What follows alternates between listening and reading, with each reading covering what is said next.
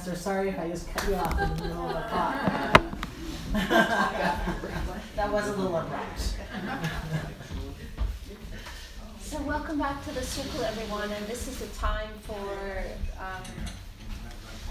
share about what came up during that inquiry, as well as more questions about the talk and the things that are up on the walls. So this is open time. Yes, Richard.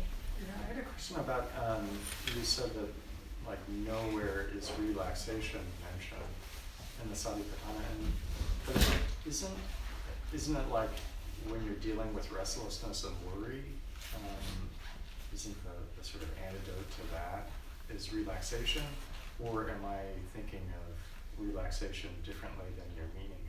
I think the antidote to restlessness and worry is concentration. That's one of the antidotes to it. But like in the first part, when they say go to a forest and set your body down and set up mindfulness, in that part, there's no mention of spending any time to relax your body. It's just assumed, you know. And I think culturally, like, you know, I haven't lived in Asia 2,500 years ago, but I lived in Asia 30 years ago, or I visited it. And even 30 years ago, you know, it was noticeable that uptight was just not something they did. You know? So. No. Yeah. I don't know. So, and we do that, like we don't know how not to do that. It's just like, you know, it's so deep, you know. So that's one thing that's a cultural bias. Yeah, I think it's a cultural thing. I just wanted to add, there's something about living in a capitalist society that enhances stress. I mean, I had read something, there's a phenomenal percentage of people who have mental health issues.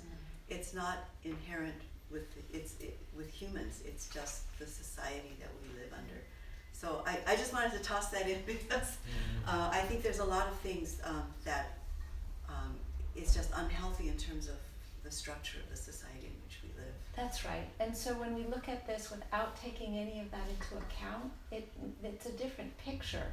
It's not that we have to get it all figured out in order for us to experience joy, but when we have that as part of our frame of reference, then that becomes something that we can look to in a larger, like to really get the conditions right so that it maximizes joy. We can't avoid looking at those more difficult global systemic things that we're navigating.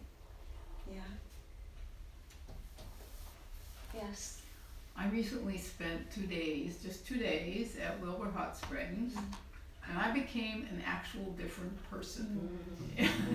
Just after 2 days of no driving the car, no access to the phone or the internet, dip in the flume to relax the muscles, and a walk to look at the wild ponies.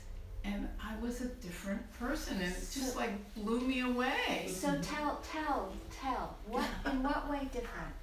I was relaxed, and my husband didn't get on my nerves, and I didn't mind actually not having my phone like glued to my hand, and I was able to sit there on that porch, and it was hot, and I just sat there and like looked at the sky. And I was okay with that. I wasn't planning what I had to do next. I wasn't regretting something I said yesterday, or, you know, I wasn't doing all that churning inside. I was just sitting there. It was just a body, you know, in a chair. So certainly being unplugged from technology helps, and that water is magic. And that water might be actually magic. It is. It is magic. And so the combination of magic water, magic place, and no technology and lots of space. And no driving. It's a really, really good combination. And so, like, note to self. Yes. Yeah. But all of these things that feel so deeply personal, you know, so deeply personal, really, it's like you just shift the conditions and it's like they kind of fall apart. Yeah. Note to self. Yeah. Yeah. Well, on that same point, whenever I go on retreat, you know, in that first couple of days where you begin to relax, every time I think I'm getting the flu. Because it's such an alien feeling. I mean, it's so foreign to me that, you know, for my body to feel that relaxation. And I had a question that sort of comes off of Terry's earlier with the joy with self-relational and society.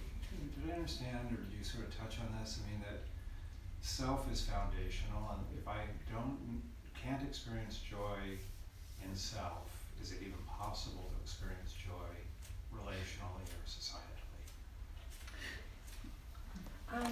It's a good question, and these things are a little bit interrelated, and part of the reason why is because I haven't mentioned the word attachment wounding yet, but attachment wounding and limbic injury are, in my own mind, they are connected, even though I have never read anything that scientifically links them together. But attachment wounding speaks about the kind of experiences that we had as children. So when we're infants, all of our basic needs are taken care of by primary caregivers. And depending on the quality of attunement and care and responsiveness, it forms either healthy bonds, which is a healthy attachment, or unhealthy bonds where there's some kind of a wounding in the way that trust happens. So our first experience is not self, our first experience is relationally. And when that relational experience has got something that's not good enough, then that imprints our capacity to feel joy in ourselves. It imprints our ability to have joy with others, and it completely impacts the way we see and observe what's going on in the society around us. And I'm convinced that it's interwoven with limbic injury, though I have never read anything that puts those two things together. Yeah. So as we grow older, we live in a highly individualistic society that posits all of it in terms of our own self, but our own self is intimately connected with our ability to trust others and to be seen and cared for by others. Mm-hmm. So there's a dovetailing of that, you know? And when we are coming from not good enough initial bonding, that is a resilient pattern that's difficult but not impossible to shift, and is one of the things that leads to addiction, and is one of the things that leads to various different kinds of coping mechanisms that are less than optimal. So for me, you know, when we're talking about these things, they're all connected. You know, it's like, it isn't helpful for me to speak about the foundations of mindfulness without actually naming these other components, because if what we're wanting is to develop the full awareness of our body, then we have to be present to the reality of our whole experience, and some of it includes what I showed before on that bell curve, which is the stuff on the front end of the bell curve that the Satipatthana Meditation Sutta is not optimally designed to deal with. You know, the Buddha does not speak of attachment wounding. He does not speak of limbic injury. And the meditations that he gives are not optimal for addressing it. In some ways, it's contraindicated. So that's why we need to develop the skill to know where are we at, so that we can be appropriate in the way that we apply the meditation, and also more responsive to each other. You know, we don't it's not all one size fits all where we're all in the same place, you know.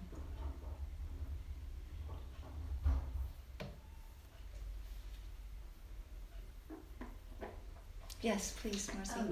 Well, I guess when we were sort of answering these questions, what I was reflecting on is how much my body just keeps pointing out over and over again, you know, my desires, my aversions, and my delusion. You know, like my desire to eat more of that pie, you know, my desire to look young and healthy, my aversion to, you know, not having as much energy or losing my memory, right? And in the middle of it, my delusion to think that I'm always going to be the same. And it ain't true. I mean, I find it fascinating to see how much, you know, even climbing a mountain, which I was doing a couple of Sundays ago, I was like, oh, this is really hard, but I want to do it. But I felt the aversion of carrying this body up a mountainside. You know, and noticing you're choosing to do it, but I could still feel the aversion. And that was, of course, counterbalanced by the joy of being there. Yes. Right. Yeah. Anyhow, Yeah. your own body just teaches you so much. You don't have to look at the world. That's right. And you know, so from our mind, we don't have a sense of ourselves as aging. I know. You know, and yet our body completely ages.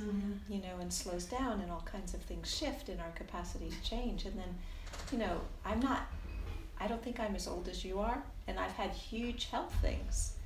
And so, you know, my health stuff has knocked me out, where it's like, I mean, it's not a joke, where there's days I can't get to the mailbox, you know, it's like I cannot get to the mailbox, which in my house is like 45 feet away, you know.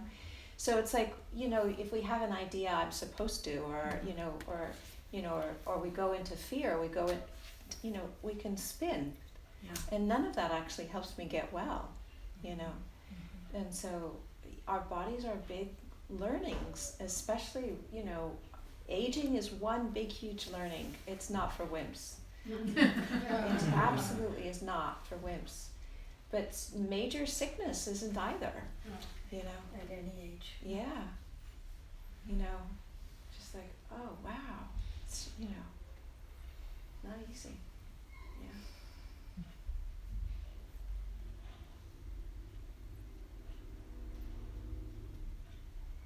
So when I say that my hope is that this is a limbic-informed group studying the foundations of mindfulness, what I'm saying in shorthand is that I want us to understand the Buddha's teachings in a way that gives us the skill to also deal with the whole range of limbic injury, attachment wounding, and the places where our bodies are navigating trauma and PTSD and this kind of freeze, you know, response where we're not fully alive, we're not actually completely here, you know. And so, because first of all, it's something that we experience, and so it's helpful to know that. But also, with the world getting as nutty as it is, it's like more of us are going to have access to those things that before were limited to fewer people. It's going to be much more common. And as a compassionate thing, even if it's not something you have experienced much of, just in terms of developing the resources to be around family members or friends or Sangha members who are, it makes a completely different level of safety when the community kind of gets on board with this is reality for folk, and becomes skilled in what are wise and sensitive ways of meeting that, you know? Because fundamentally, meditation is about meeting what is and responding with wisdom and compassion. And if there's a whole huge part of life we have no clue, it's like, you know, offline. It's like, you know, how do we show up for something that's offline? Well, we need to actually make it online, you know, and see how it's showing up, if there's any truth to that in our own experience, and or if it's not something that we know, how do we be there for others for whom it is? You know, what does that look like in a way that actually meets them rather than overrides them? Yes. I've been to retreats at IMS and the Forest Refuge for years, meeting my trauma history and having no way to cope with it except to hide out in my room and cry a lot. And it just really, that was a very difficult time, spending those years wanting to follow this path and just banging up against trauma every time. And so I've been so grateful to Temple and to you to sort of make it possible Yeah. to find a way to, And also to normalize it. It's not that there's something wrong with you. It's just that this is actually the territory that you need to have support to navigate. And the classical meditation is not optimal. and none of the teachers that I had, I would go and try to explain what was going on in 15 minutes. And, they go, sense your breath. I'm like, guys, I'm freaking out here, right? And I can't even draw, I can't even breathe. And so it was very frustrating. And so I'm just so grateful to have encountered something that allows me to process this stuff. So I feel sad and glad. I feel sad that you didn't have the support that you needed, and glad that you're finding more support now. Me too. I want to add something to that. It just occurred to me that there's been a major shift in how psychologists deal with trauma, like after an earthquake, a fire, your murder. In the old days, at least my understanding of it was to go in and get the person to describe what it was like when they saw that person shot. Mm. How did they feel? Where did they experience it? In great detail. Okay? And then subsequently, they found out that in fact that was not always useful. In fact, Actually, it was the opposite. counterproductive, right? They should have been saying, yes, that did happen. Now, let's talk about how you survived and the people here who are here to support you and what you plan to do going forward in honor of that person or that event. I mean, it was like they took, and I found this curious because I always thought in earlier meditation, we had to sit with the pain and sit with it and sit with it and sit with whatever negative feelings came up. And we're sort of shifting. That's right. So Focus. part of what I would love to have happen is an awareness of when it's useful to stay with what's arising if it's Yeah. pain, and when it's not useful. I would too. And to be able to shift our attention to things which are joyful and supportive and resourcing and developing more capacity. So if we come out of this course with more skill in that one question, when is it important to sit with our pain? And when is it important not to sit with our pain? I think we've totally aced this course. If we can do that, that'd be great. So on that note, I want to close my part of this discussion and hand over to Amanda for sharing of blessings. Embodied dedication of the merit. Are you ready? Awesome. Okay. Hang on a second. Let me turn this off and do a new one.